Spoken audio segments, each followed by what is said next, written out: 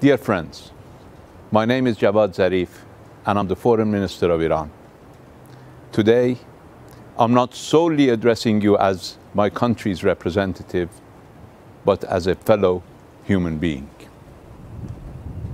At a time when we Iranians normally celebrate Nowruz, our new year concurrent with the arrival of spring, we are faced with multiple and historic challenges. My country is among the hardest hit by the coronavirus, even as, like other nations, we are now learning how to better confront it. Sadly, a huge part of the danger Iranians face is due to restrictions unjustly imposed on them by the United States government.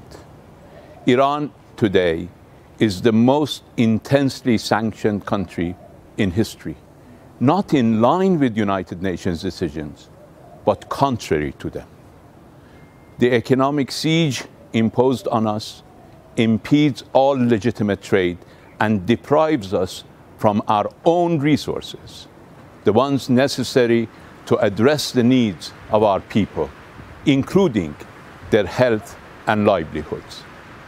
Even amid this pandemic, the US government has vengefully refused to lift its unlawful and collective punishment, making it virtually impossible for us to even buy medicine and medical equipment.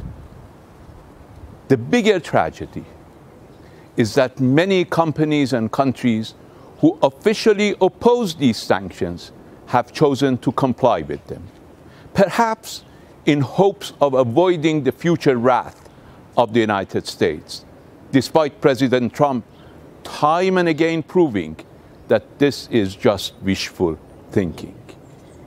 Dear friends, allow me to be frank. We are all in this together. To better confront the virus, we need to better work together. But to get there, the war on multilateralism, international cooperation, and the rule of law must come to an end. And those who passively comply with the whims of unilateralist bullies must wake up to the reality that they're also responsible for the destructive ramifications of aggressive unilateralism.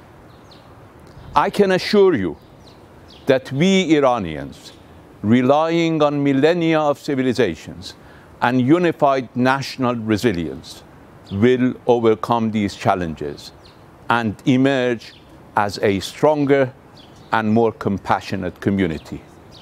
I wholeheartedly wish the same for all my fellow human beings. But we human beings are capable of adopting a more empathic and eventually a more prudent approach towards one another, one premised on mutual respect and equal footing. It takes will, courage, and moral imperative. And if we are to make the world that will emerge from COVID-19 a better one, it is vital that we seize the opportunity to forge a new path. 8 centuries ago, our great poet Saadi wrote, "All human beings are members of one frame, since all at first from the same essence came.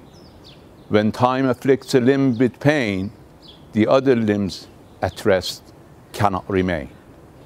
I wish all who celebrate Nowruz and all of you and your loved ones good health, happiness, and a brighter year ahead. Thank you.